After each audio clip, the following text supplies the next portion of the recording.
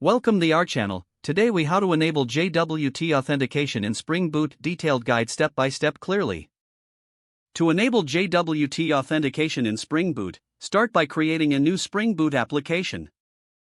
Use Spring Initializer to generate the project. Include the necessary dependencies such as Spring Web and Spring Security.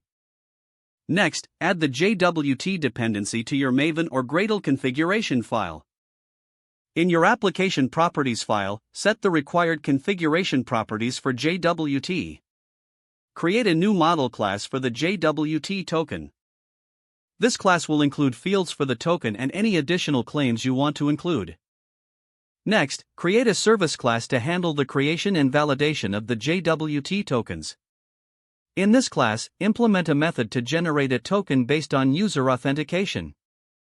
Make sure to set an expiration time for the token. Also, create a method to validate the token by checking its integrity and expiry time. Now, implement a user details service interface. This service will be responsible for loading user-specific data. In this implementation, retrieve user details from your user repository. Next, configure Spring Security to use JWT for authentication. Create a security configuration class that extends Web Security Configure adapter. Override the configure method to define the authentication manager. In the same class, set up a filter that will intercept requests to check for the JWT token. Implement this filter to extract the token from the request's authorization header.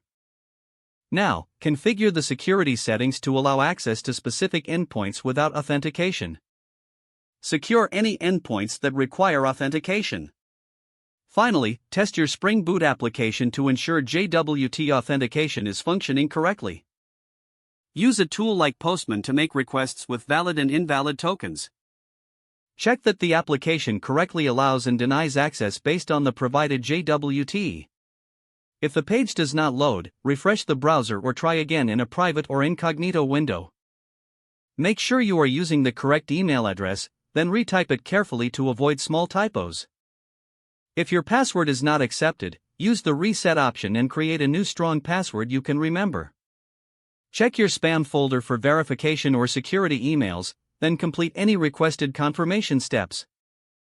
Don't forget to like this video and subscribe to our channel for more step-by-step tech guides.